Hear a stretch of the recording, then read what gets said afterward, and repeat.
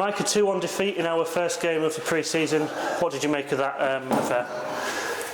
It's probably come a week too early for us, I think, mate, with some of our unavailability.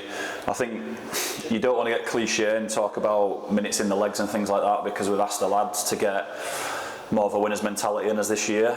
So, yeah, a little bit disappointing. I think more so the fact that we're only a week into pre-season.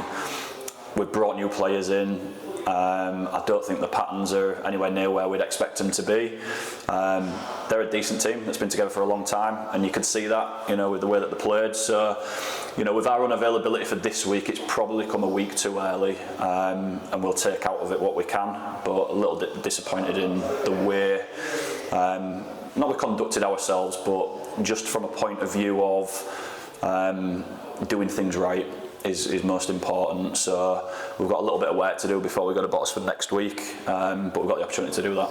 Yeah, you mentioned a week into pre-season, you've had 4 training sessions going into this game. How have you found pre-season, not just including this game, but as a whole? How have the new signings bedded in, etc.? Yeah, really good. And you can tell, like, you know, my disappointment because we've got 5 unavailable today. It's like first pre-season game and we're not probably where we want to be.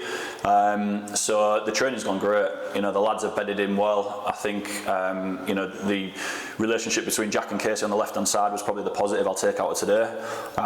It becomes a little bit dysfunctional as such when you've got 6 substitutes to make in the second half, but their relationship was good.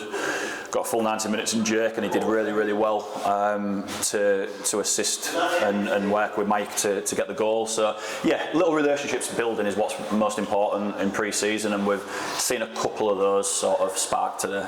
Yeah, you mentioned the substitutes there, a couple from the reserves, a few from the under-19s. Great to get them involved. How do you think they fared? Yeah, it's difficult, right? Because they're coming into a system that they're not used to, and you know, they're young. You know, they're playing against a really organised side. So from their point of view, it's difficult. We've got minutes in them, and I think the big thing for us is the pathway. Like, we've got this want and desire to promote from within.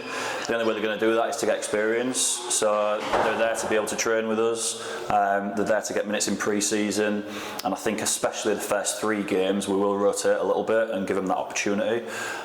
So yeah, I was pleased with them. It was difficult because they had a lot of work to do against a team that kept a lot of the ball in the second half, but it was nice to see them on the pitch. Yeah, you mentioned Jake assisting Kulo's goal there. Nice to see that partnership forming, but maybe wanting to see that a little bit more coming forward.